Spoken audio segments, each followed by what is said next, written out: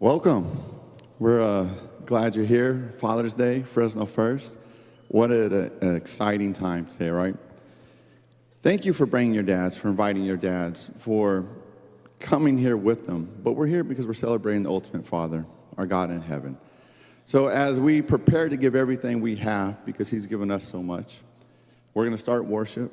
Worship how you feel. Whatever brings you joy, connects you with God. Stand up, sit down, praise, raise your hand, bow, whatever it is that allows you to be free in your worship. Let's enjoy that time together.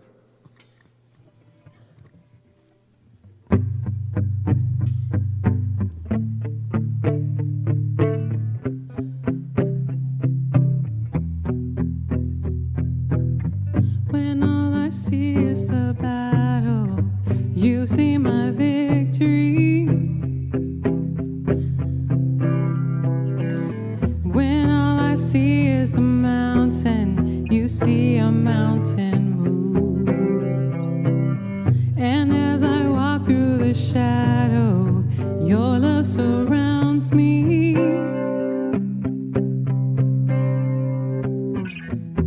There's nothing to fear now, for I am safe with you.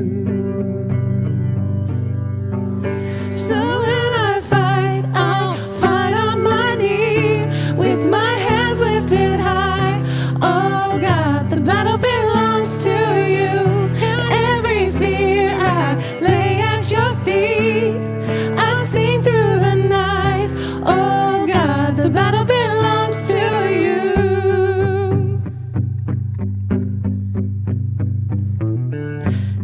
And if you are for me, who can be against me?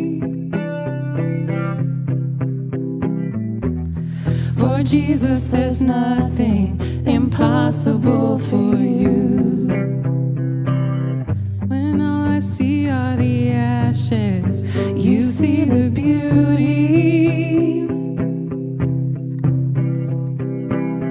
When all I see is a cross, God, you see an empty tomb. So when I fight, I'll fight on my knees with my hands lifted high. Oh God, the battle belongs to you. And every fear I lay at your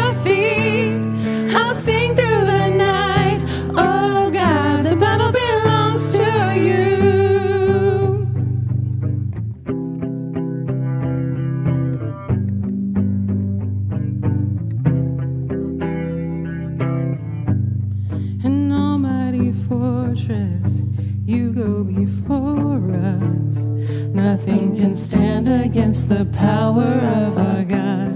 You shine in the shadows, you win every battle. Nothing can stand against the power of our God. An almighty fortress, you go before us. Nothing can stand against the power of our God. You shine in the shadows, you win every battle. Nothing can stand against the power of our God. So when I fight, I'll fight on my knees with my hands lifted high. Oh God, the battle belongs to you, and every fear I lay at your feet. I'll sing through the night. Oh God, the battle belongs to you. So when I fight, I'll fight on my knees with my hands lifted high.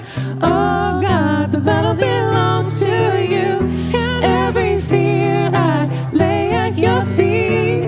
I'll sing through the night.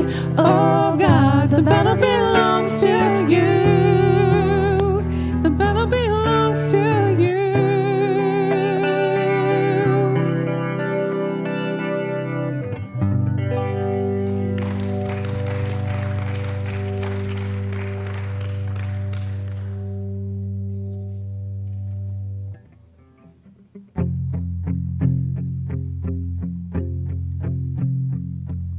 When darkness tries to roll over my bones, when sorrow comes to spoil the only I own, when brokenness and pain is all I know, I won't be shaken, I won't be shaken.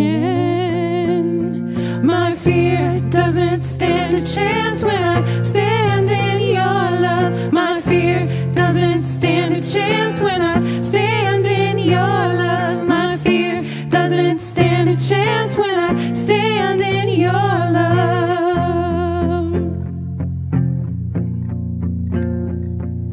Shame no longer has a place to hide. I am not captive to the lies. I'm not afraid to leave my past behind. I won't be shaken, I won't be shaken.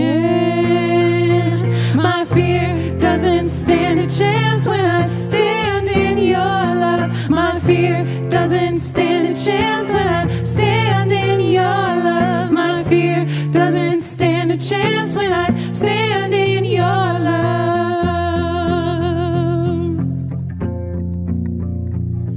There's power that can break off every chain. There's power that can empty out the grave. There's resurrection power that can save. There's power in your name, power in your name. There's power that can break off every chain. There's power that can empty out the grave. There's resurrection power that can save. There's power in your name, power in your name. My fear doesn't stand a chance when I stand in your love. My fear doesn't stand a chance when I stand in your love. My fear doesn't stand a chance when I stand in your love.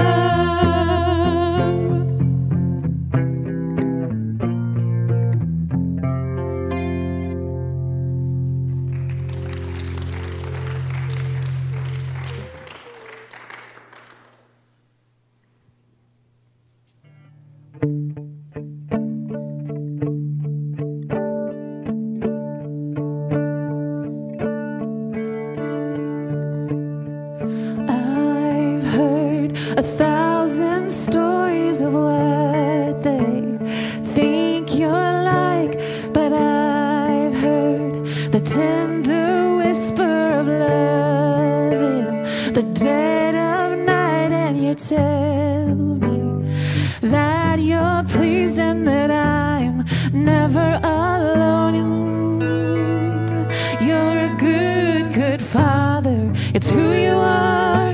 It's who you are. It's who you are, and I'm loved by you. It's who I am. It's who I am. It's who I am.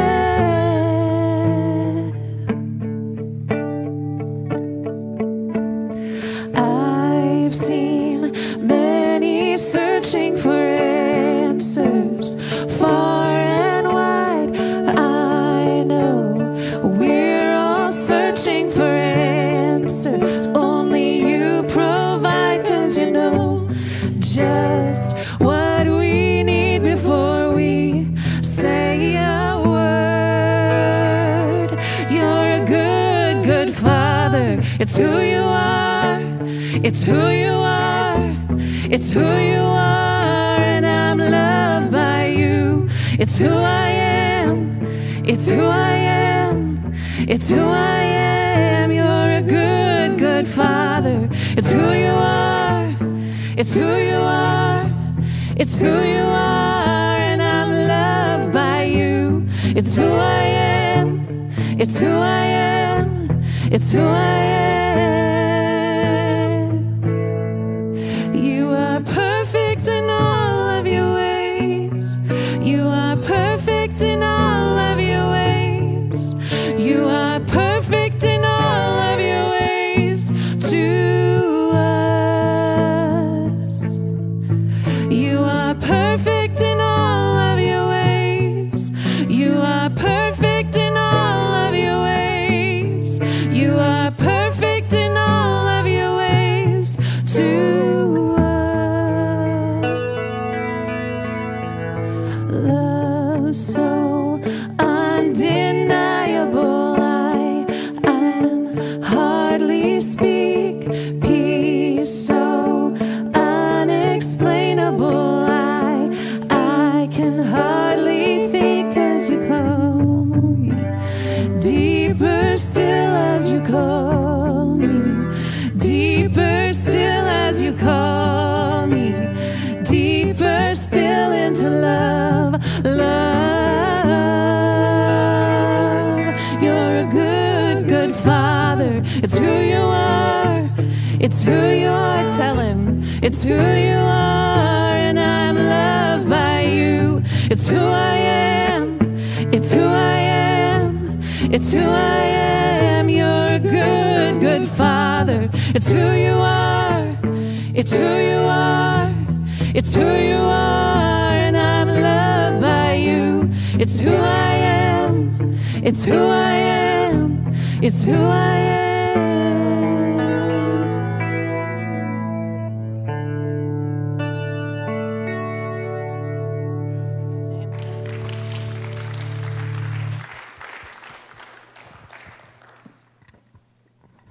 All right, you guys can have a seat for a moment.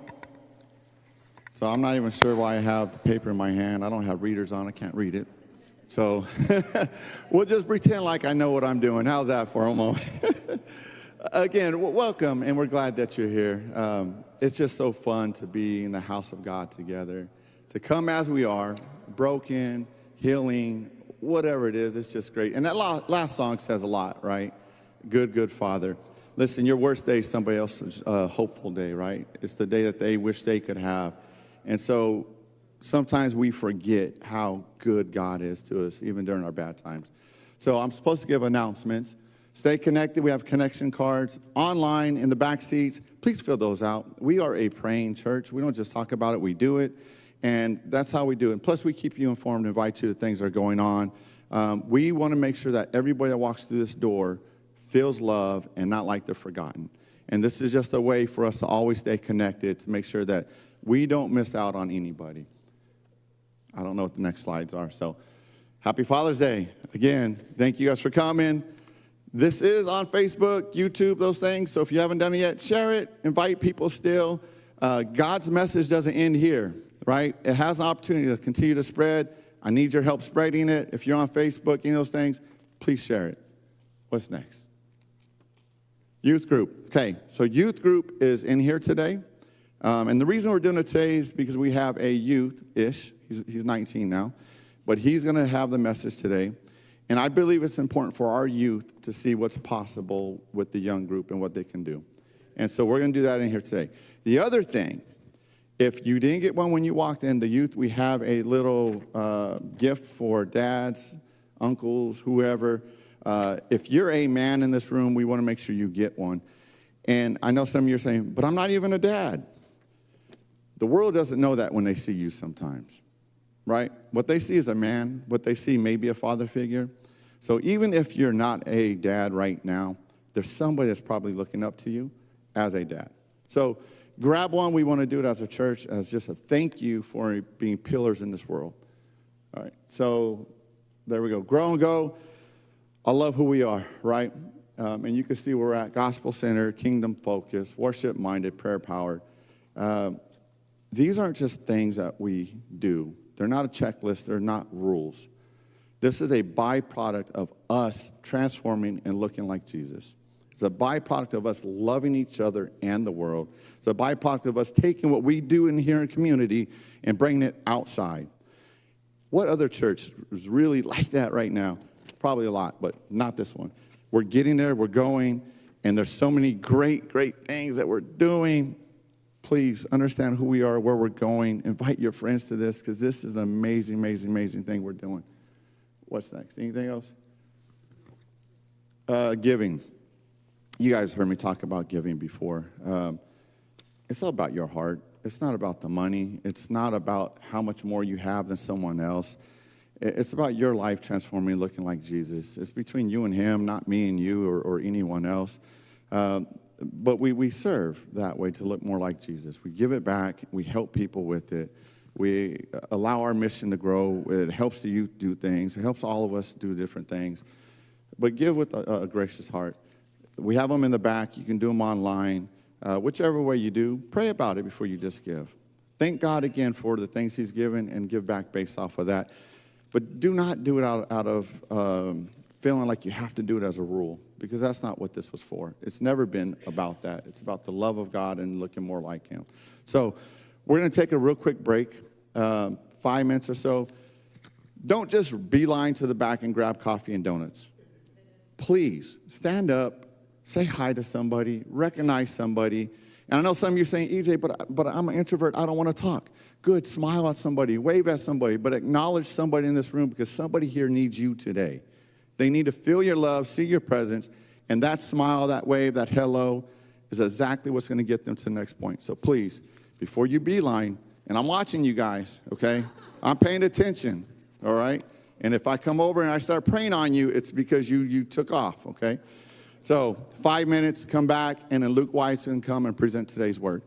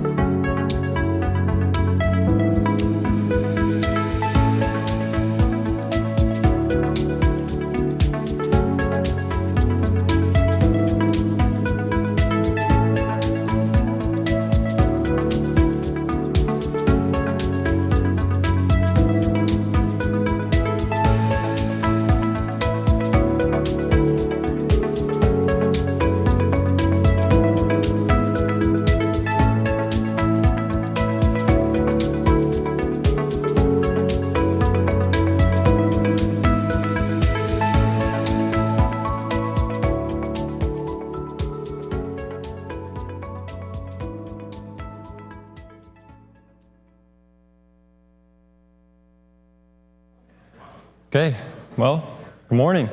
Good morning. And happy Father's Day. Yes, sir. Of course. I'm very grateful for everyone that's here and has showed up and taken their time on Father's Day and to just be here in this moment, right? And I know a lot of people have things they want to do on Father's Day and they have plans, and I'm appreciative of everyone being here. One of the nice things about preaching on Father's Day is that I don't have to buy my dad a gift, right? I'm saving money right now. That's pretty great. What a blessing is that? For those of you who do not know me or are not familiar with me, my name is Luke Wyatt. I am not the pastor. Pastor Lee is in Hawaii. Yeah, in Hawaii. He's out having fun, I hope. Yeah. So Pastor Lee he's having a nice little time right now. And he asked me, if I could do it. And I said, of course I can. So let's get into it. Let's go, man. Yeah. So no matter what, every father leaves something behind. Every father has some sort of inheritance that they leave behind. Some fathers leave behind possessions, some fathers leave behind memories, and some fathers leave behind their accomplishments, whatever they've built and done in their life, and they leave it for their children. But the greatest inheritance that you can leave behind as a father is not possessions, it's not all these memories and an empire that you've built, but it's faith. Faith that points towards Jesus is the biggest gift that you can give your children. And so as we've been looking in Acts these past couple weeks, now we've arrived at Acts chapter 7. And here we see Stephen. And in this moment, Stephen is facing probably the worst moment of his life. Stephen is being falsely accused. He has people all over that are pressuring him, and they're coming after him, and they're challenging his beliefs, and they're challenging his faith. But in Stephen's final moments, we see what true spiritual leadership looks like. Stephen didn't let all of these people around him dictate how he was going to act, dictate what he believed in. He stood firm in his faith. So when we talk about what does it mean to be a faithful father, what does it look like to be a faithful father, to set that example, to give this inheritance of faith to your children, Stephen is an amazing example. Stephen teaches us what every Christian father should strive for, the values that a Christian father should model. Standing firm in your faith, not letting the outside pressures of the world dictate it. Setting an example that is worth following, that your children can look at and aspire to.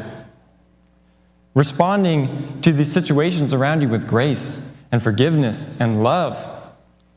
Keeping your eyes and your focus on Jesus at every moment. And leaving a legacy. A legacy that's going to carry on for generation after generation after generation, that your children's children will have this same faith. But that starts with standing in that faith. Stephen was surrounded by all these people, the religious leaders. They resisted the truth, and they became furious at him for this message that he was preaching out. But Stephen, in all of this, never compromised. He didn't change his message to make it more comfortable. He did not water down any of it. He kept the truth. He didn't back away from anything that he was saying. He stood firm. He stood tall. He knew what he believed in, and he did not change his mind. The world is constantly pressuring, especially on fathers. When you're a leader, people are going to start asking you questions. People are going to start challenging you. Oftentimes we hear now that faith is private, that this truth that you're speaking of, it's relative, that God should stay on Sunday. But children need fathers whose faith remains steady even when life becomes difficult. Anyone can be a follower of Christ and say that I believe in Jesus and I love Jesus when my life is easy, when I have no challenges. Anyone can be a follower. But faith becomes strong, it becomes real, it becomes rooted when you have faith in the hardest moments.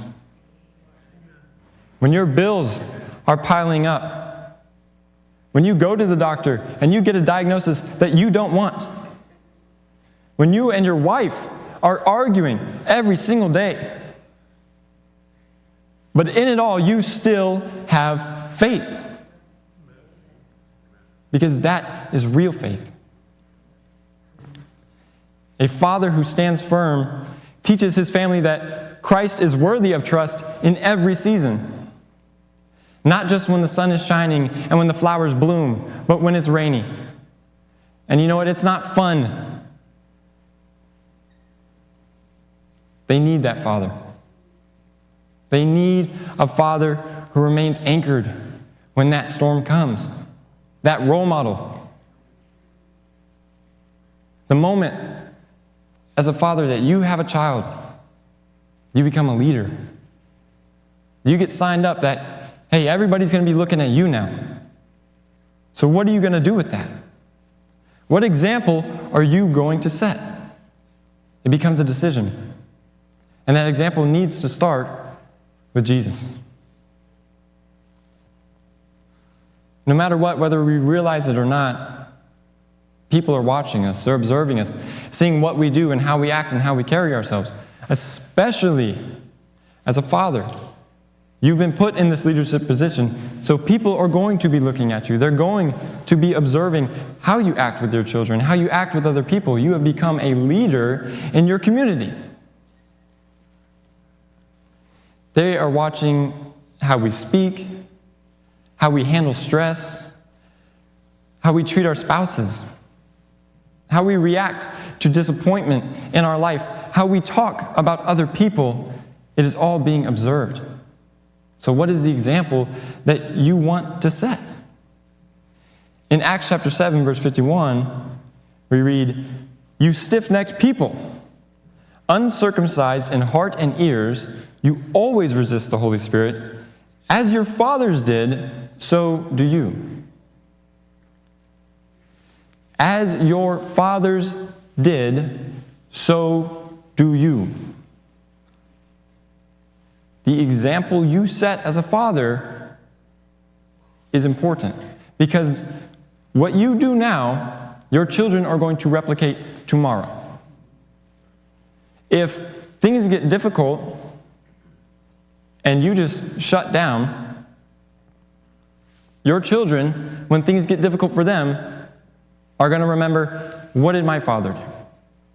Even if they don't think about it, they are going to carry that on. As your fathers did, so do you. But Stephen's life backed up his message. You can't set an example with words only.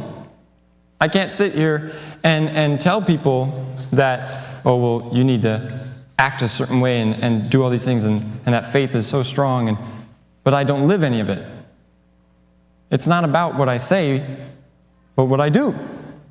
So to set the proper example for your children is not just about speaking at them, because children are not going to remember all the words that you say, but they're going to remember what it is that you do. There was a consistency between how Stephen lived and what he talked about and what he believed in. In 1 John chapter 2, verse 6, "Whoever says he abides in him ought to walk in the same way which he walked." If I say that I'm a believer in Jesus, that I have faith, and that I'm supposed to be role modeling this faith for my children, I need to walk that way. I need to look that way. I need to act that way. I need to live that way. My faith needs to go beyond my words, and it needs to live in my actions. Faith isn't taught in a classroom. It's not a lecture that you give. Faith is taught in the little moments around the dinner table. You know, during the family's struggles, through daily conversations with your children, through everyday decisions. That is where faith is created. Children are going to learn prayer by watching you pray. Children are going to learn worship by watching you worship. They are going to learn forgiveness and learn love by watching you forgive and by watching you love. They are always watching. But this goes beyond your children. There are other fathers who might be watching you, seeing how you have raised your children, and, well, how do I do that? How do I look like that father? You are a bigger example than you think. Be aware of that. Be aware of how you carry yourself, because the example that you set today becomes the foundation your children stand on tomorrow. Whatever it is that you give them today, they're going to take into tomorrow. That's going to be their starting place. So give them a head start. Help them out. But a huge principle of all of this, and this is one of the most challenging parts of living this faith, is responding with grace. One of the most remarkable parts of this story with Stephen, it wasn't how he died, but it was instead how he treated the people that killed him. In Acts chapter 7, verse 60, and falling to his knees, he cried out with a loud voice, "Lord, do not hold this sin against them." And when he said this, he fell asleep. These words sound so familiar because they sound like Jesus. When Jesus was on the cross, he said, "Father, forgive them." But the only way that Stephen could talk like this in his final moments was because his faith and his belief were so rooted in Jesus that he started to look like Jesus, that he started to model Jesus. He believed so heavily that he started to live as Jesus lived. And that is the goal. That is ultimately the goal.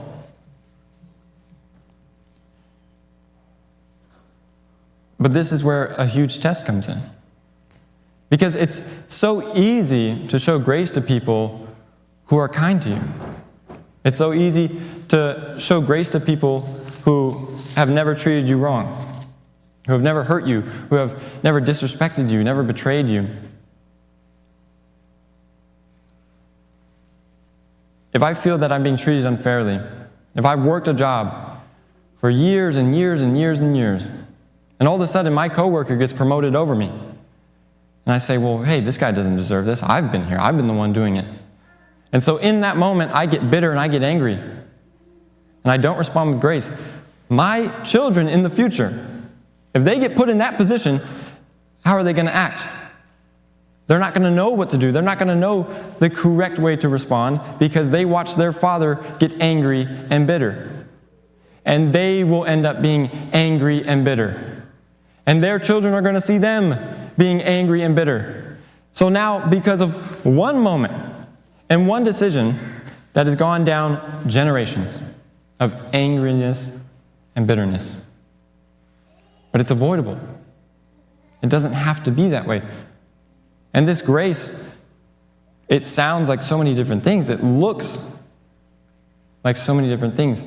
Saying, you know what, I forgive you. I understand and I forgive you. Saying that, you know what, I want to work through this moment and this struggle. I'm not okay with things just being like this. I want to fix it. That I might be disappointed in this moment, but I still love you. But the biggest part of this all is God has been patient with me, so I will be patient with you. God has extended His grace to us. That no matter how many times I've failed and I've done wrong, He's been there. And that's what I need to do. I need to respond like that. I need to look like that, and I need to want to do it. That my relationship with Jesus is so strong that it becomes less about thinking about it and that I just want to do it. Because I love my Lord so much that that's just how I want to be. It doesn't become a decision anymore. It just becomes how you live. So I can say all these things about what you should do, how you should look. But what does it take to get to that point? It's very hard to just hear things and say, okay, I need to act like this, I know. But how do I do that? How do I even get to that area? by keeping your focus on Jesus. If you have a direction you're trying to go, you need to keep your focus on Jesus. That needs to be your priority.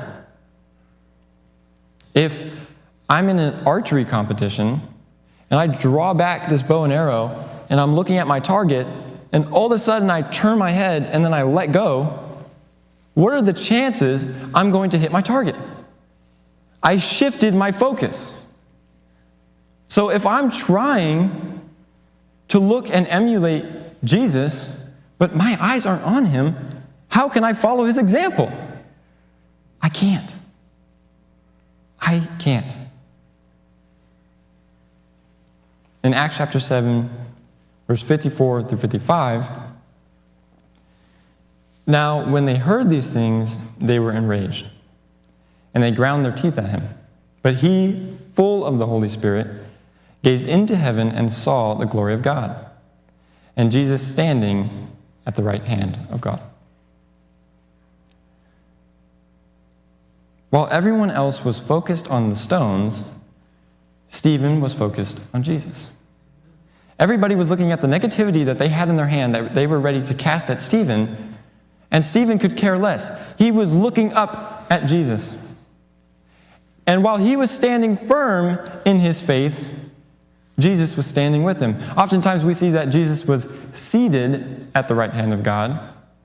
But in this verse we hear Jesus was standing at the right hand of God, and there's a reason for that. Because at this moment, Stephen is standing up against all this opposition, and Jesus is standing with him. He is there in that moment with him. So as a father, you're going to face all these distractions that are going to take your sight away from Christ, of your career and your finances and schedules and sports and success and responsibility.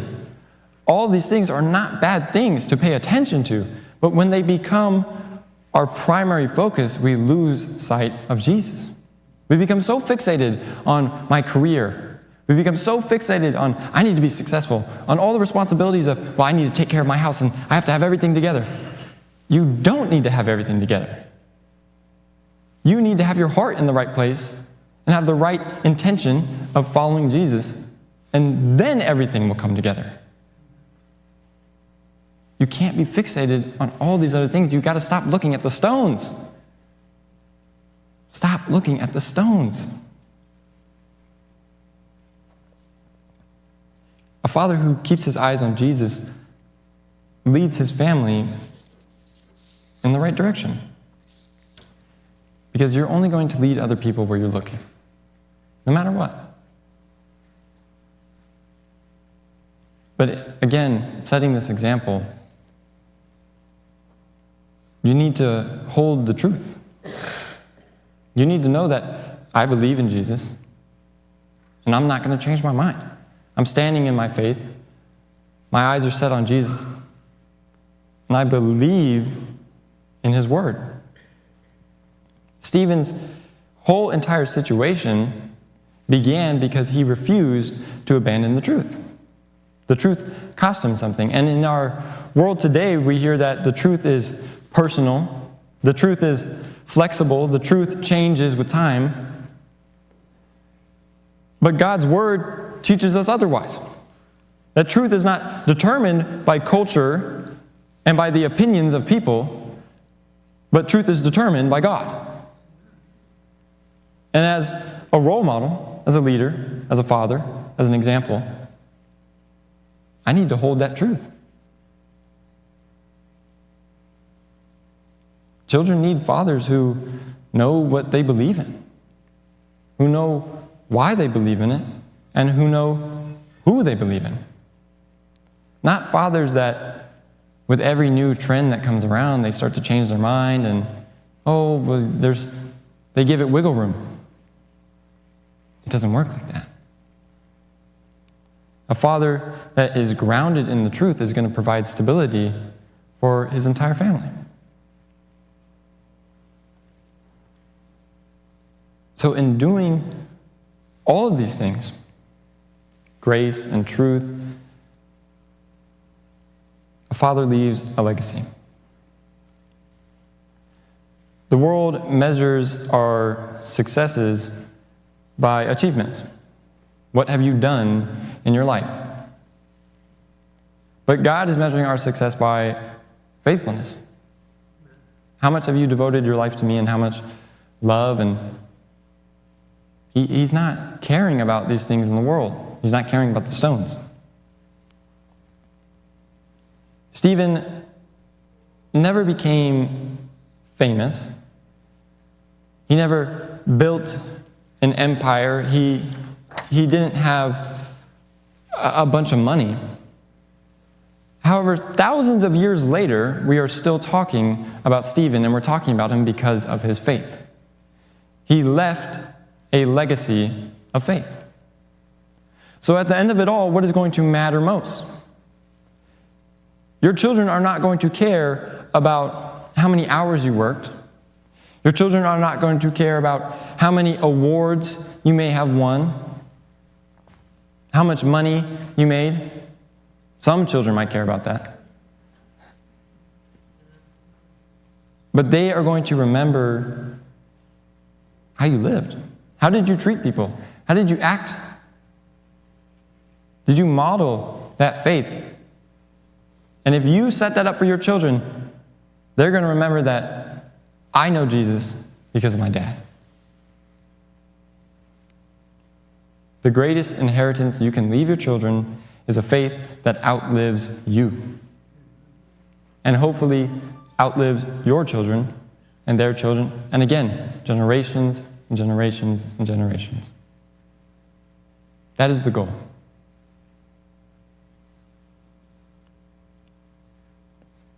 And it's hard to do this. And it sounds like a very, very big expectation. That, man, Luke, you're telling me that I'm a role model, I'm a leader, everybody's looking at me, I got to make sure that I do everything right, and there's just so much I got to be aware of.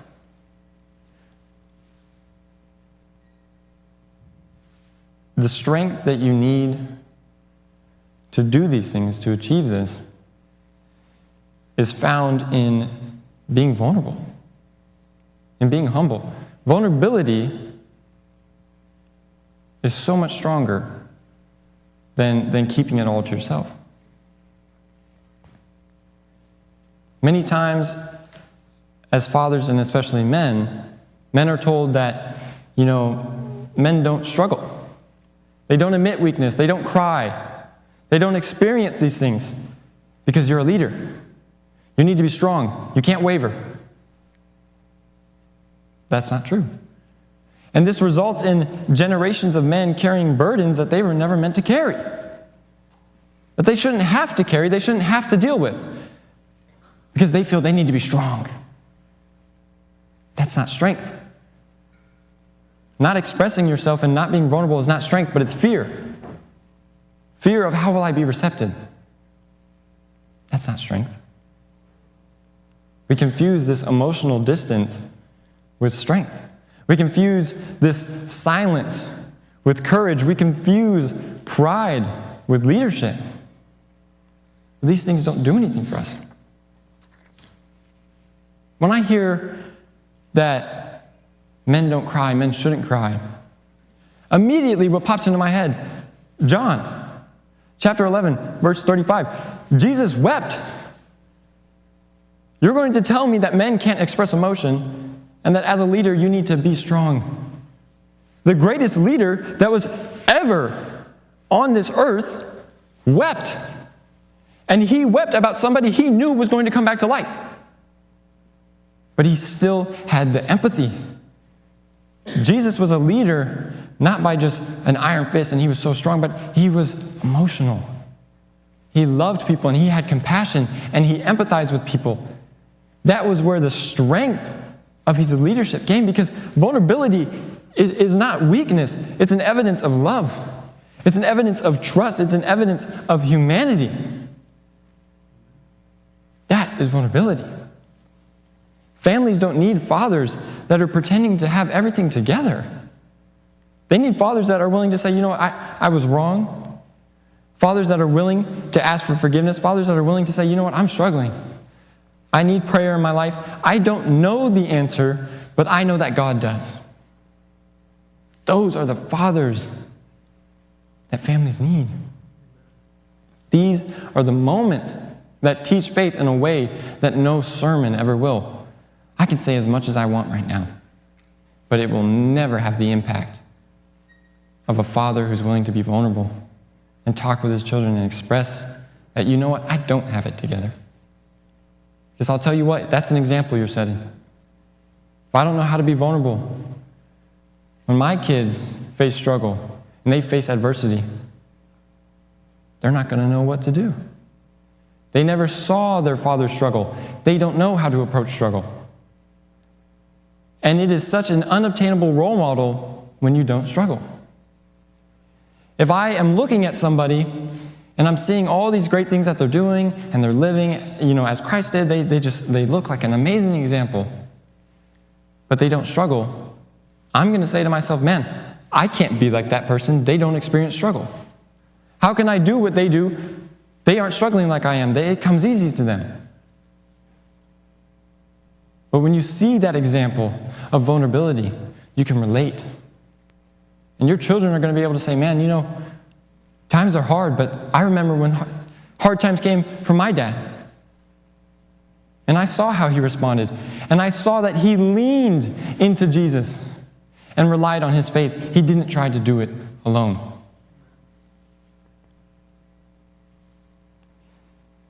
Standing firm in your faith is not pretending that you're strong. But standing firm is knowing where to go when you're weak.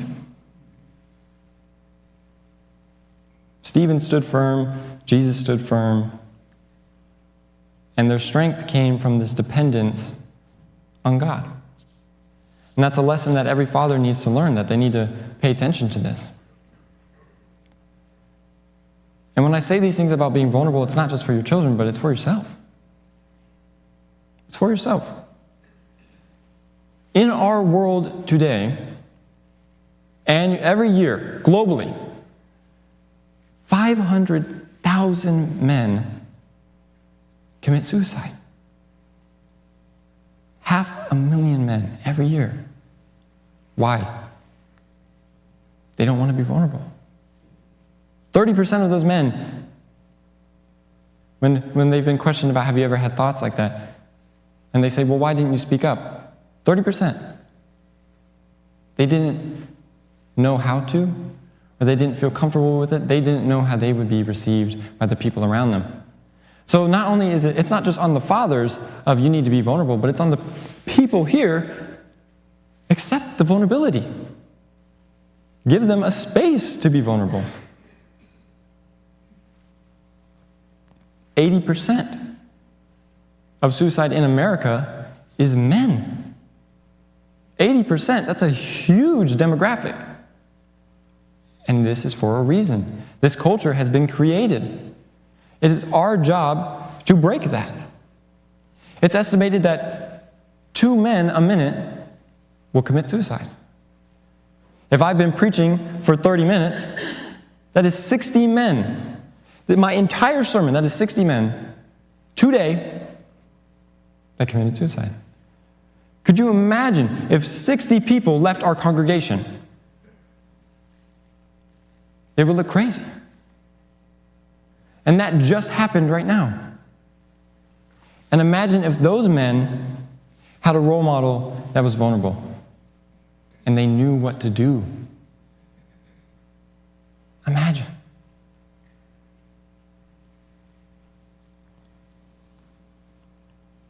A man humble enough to let his family see that he needs Jesus too is one of the strongest fathers that there can be. The strongest fathers are the men who bring every struggle to the feet of Christ. And when a father does that, he gives his family something that will last long, long after he's gone. A living, authentic, and unshakable faith in Jesus Christ. That is a faithful father. So, I'll close this out in prayer. band will come back up, and all of you can go back to enjoying your Father's Day. Thank you. Well, you can bow your heads with me. Lord, I just pray that you would help guide us all. Help us all to be vulnerable, to be examples, to be role models, to give us the strength and the courage to do these things, and the support. I pray that anybody here who's experiencing struggle would be able to be vulnerable and to find that, Lord. Because, Lord, you are love and you are compassion, and you're the strongest leader there ever was. And I just pray that all of us can start to look like that too. Amen.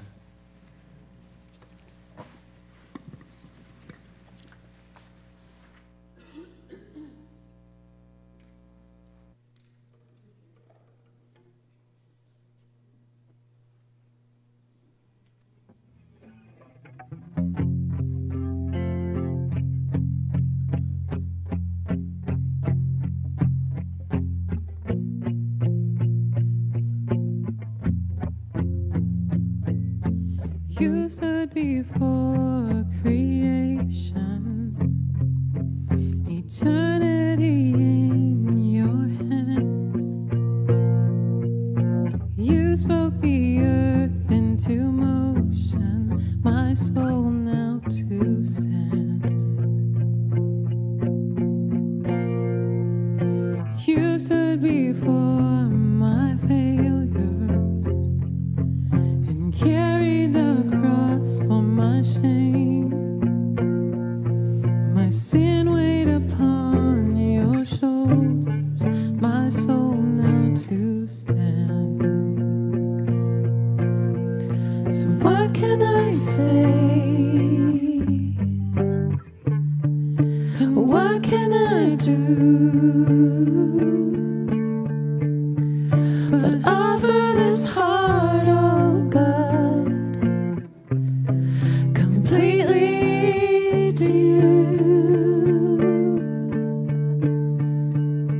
So I'll walk upon salvation, your spirit alive in me, my life to declare your promise, my soul now to stand. So what can I say?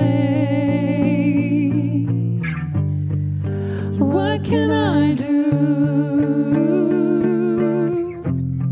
but offer this heart, oh God, completely to you?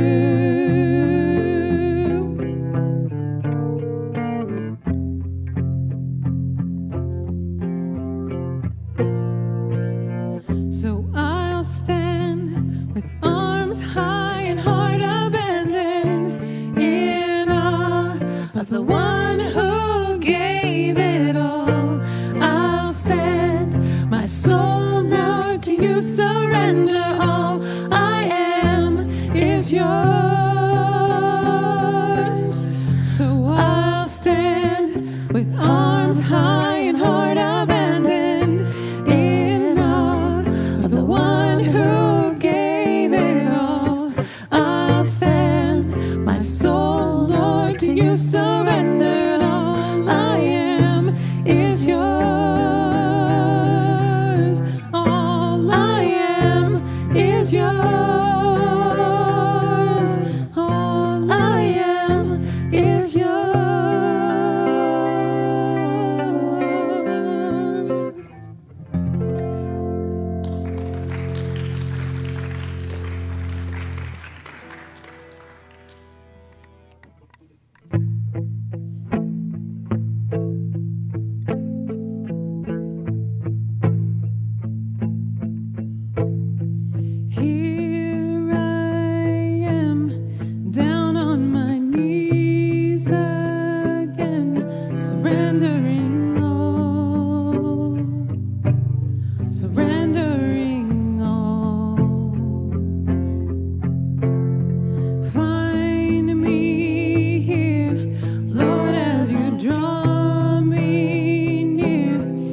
desperate for you,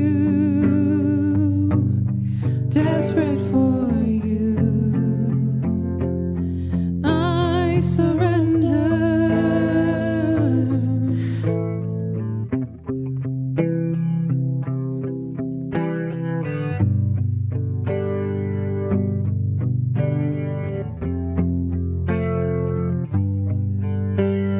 Drench my soul as mercy and grace unfold.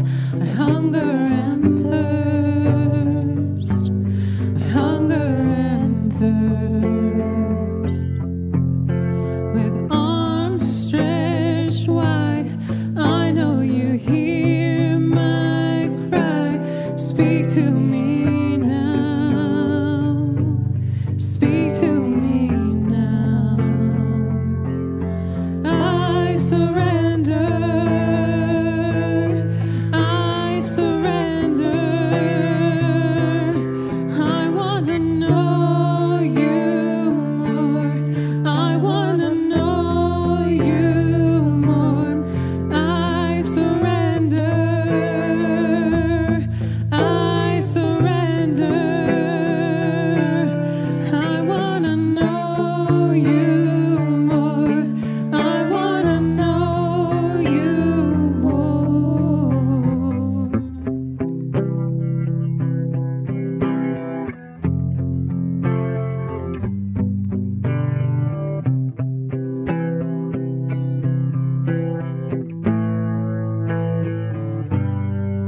Like a rushing wind, Jesus, breathe within.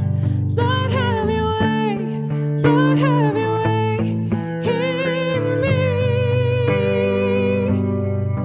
Like a mighty storm, stir within my soul. Lord, have your way. Lord, have your way in me. Like a rushing wind, Jesus, breathe within. Lord, have your way. Lord, have your way in me. Like a mighty storm, stir within my soul. Lord, have your way. Lord, have your way in me. Lord, have your way. Lord, have your way in me. I surrender. I surrender. I want to know you more. I want to know you more. I surrender. I surrender. I want to know you more. I want to know you more.